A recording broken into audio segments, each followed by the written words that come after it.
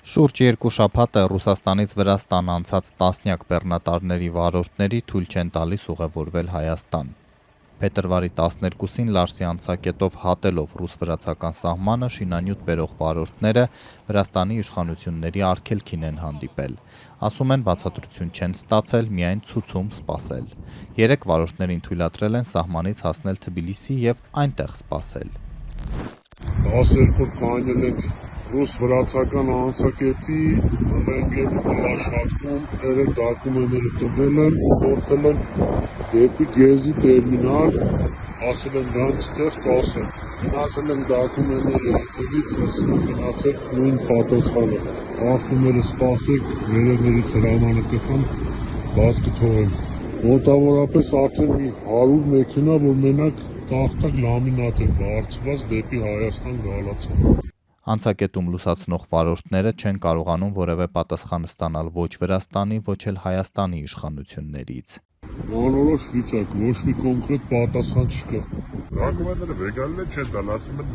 ստուգենք, բեռը ստուգենք, դոկումենտները ստուգենք, նոր ձեզ բաց թողենք, ես չեմ հասկանում այդ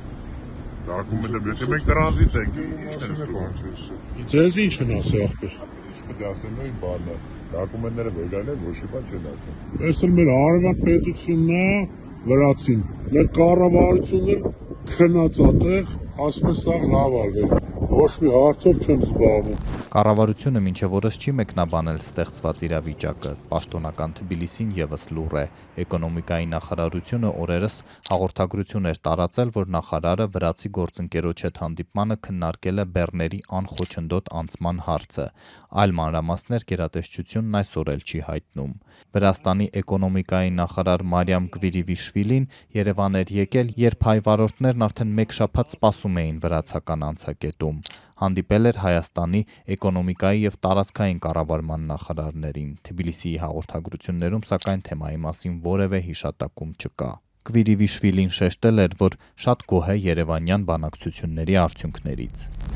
Հայ բեռնափոխադրողները բարբերաբար են բախվում այս խնդրին։ Անցած տարի ալկոհոլ տեղափոխողներն էին շաբաթներ, երբեմն ամիսներ անցկացնում Լարսի եւ Գեզիի անցակետերում։ Բեռները ենթարկվում էին մանրակրկիտ լաբորատոր ստուգումների, չնայած տեղափոխվող խմիչքը վրացական շուկայի համար չէր։ Անցած տարի հայ վարորդները նաև դժգոհում էին, որ հեղուկ գազով բեռնված հայկական մեքենաներից Վրաստանի սահմանին կաշառք են վերցնում երկիր մտնելու թույլտվության համար, ինչի հետևանքով էլ Հայաստան ներկրված հեղուկ գազն ավելի թանկ է վաճառվում։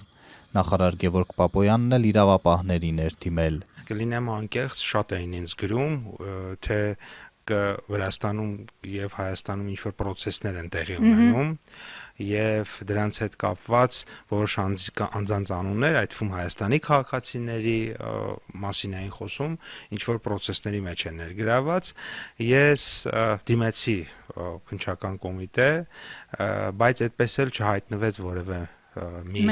ներմուծող, որևէ մի բեռնատարի վարորդ, որևէ մի քաղաքացի, որ կգնար եւ իմ հայտարարության հետևից օրինակ գոնե հաղորդում կամ որևէ բան կտար եւ process-ը այդտեղ ավարտվեց։ Հայ-վրացական սահմանը Ռուսաստանի հետ Հայաստանի միակ ցամաքային կապն է։ Վերջին ամիսներին նաև Ադրբեջանից ապրանք է Վրաստանի տարածքով գալիս Հայաստան։